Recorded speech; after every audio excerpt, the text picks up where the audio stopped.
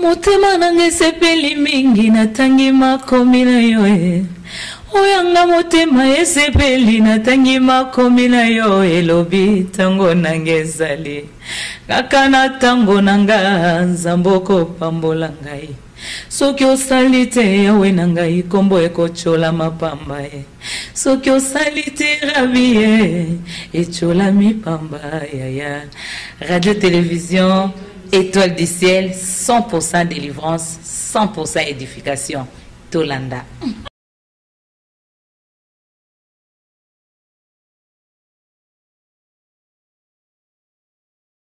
Nzambe a bongi si base. Parce que l'évangile du salut est focalisé dans la famille. Mais au moins là-bas, tu vas pour là-bas, si, et bien, divorce et tout ça. Mais au monde, akulinga maïté, non, non, non. Parce que Bible a dit que le mariage soit honoré de tous. Nous avons appelé sur les mariages, non. Alors, tant que vous côté ndengwana, ba oyo ba mesena ba kulinga yote. Na tombé sur ouvrage moko koma les 27 lois spirituelles na mukuse penda patriarche les 27 lois spirituelles à connaître pour vivre une vie épanouie. Voilà. Vraiment ya mukanda moko etike nga penda nini ba mutu soka lingi azwa mukando yo. Isalina. Donc, une minute, papa, nini clé, message clé na ouvrage les années.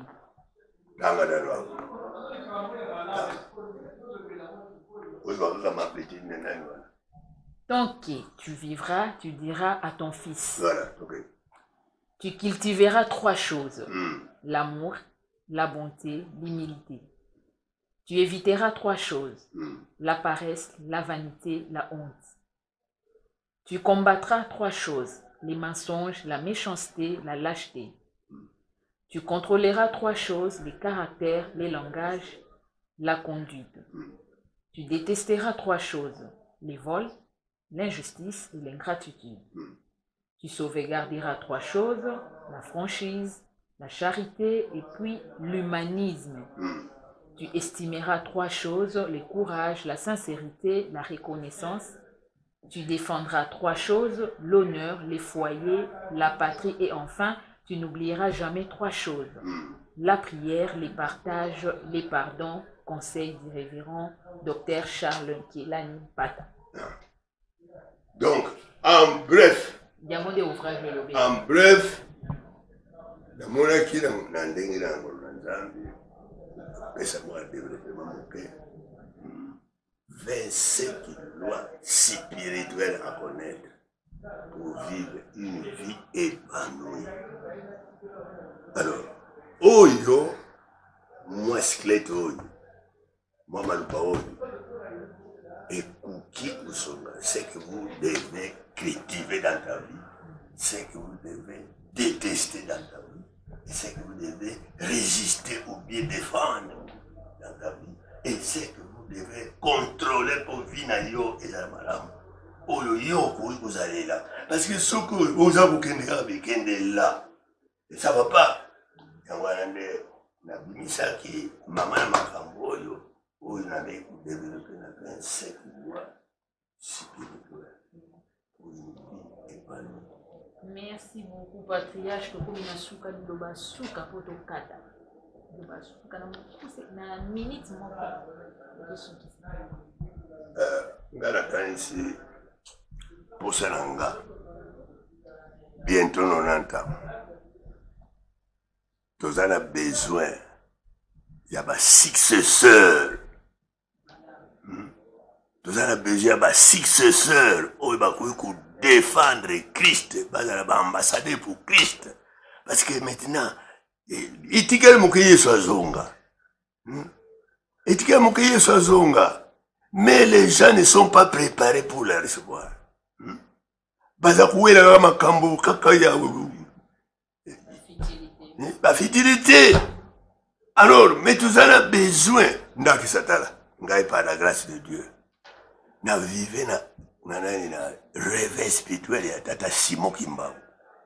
Oza kuyoka. Na vive na réveil ya baoyo ye ateyaki tata Simon Kimbangu. Ekubima makasi na 36. Ti ba étouffé yango na babelisi, ba catholique romain ba bebisi yango emonana te. Mais par la grâce de Dieu, sikoyo moi semence wana tozwaki nde eye faire vivre na biso na misa 60 joué indépendance. Alors, joué indépendance, mais on n'avait pas vraiment totalement indépendant parce que spirituellement nous sommes liés, moralement nous sommes liés, et physiquement pour kangama pour vivre les grands passés. Matériellement Nzambe atundisi biso bozwi ebele awa, mais moyen kosala yango ezali te, développement ezali te. Pourquoi? Parce que bato bakena bangola mikedi ya bambaya. Baza kokumisa bambaya bango moko baza koyeba te Nzambe akoyi kosala kati na bango. Vous voyez que yango nde makambo ya mpasi. Mais par la grâce de Dieu, Nzambe aza kosunga biso. Tika Nzambe apesa vraiment bato ba leader de notre pays. Les vrais leaders qui peut commencer leader spirituel aza kubanga masumu, aza kubanga kutosa Nzambe, parce que la crainte de Dieu c'est le commencement de la sagesse. Merci patriarche, merci beaucoup.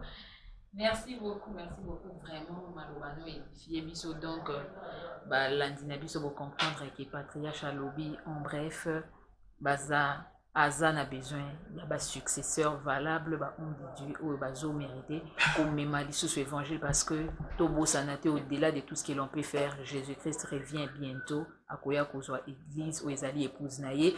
Mais pour n'abattre balinki pour contacter patriarche, soutenir comme même moi badon na action missionnaire africaine dans le monde AMAM en sigle beaucoup qui contacter na 099 99 39 471 099 99 39 471 ou encore au 099 99 39 471 aussi au plus 243 bien sûr voilà 099 c'est ici mais pour Nabatou Bazar à l'extérieur du pays beaucoup qui coacha plus 243 99 99 39 471 et puis plus 243 89 73 26 161 et puis numéro Yasuka plus 243 09 98 77 29 43 plus 243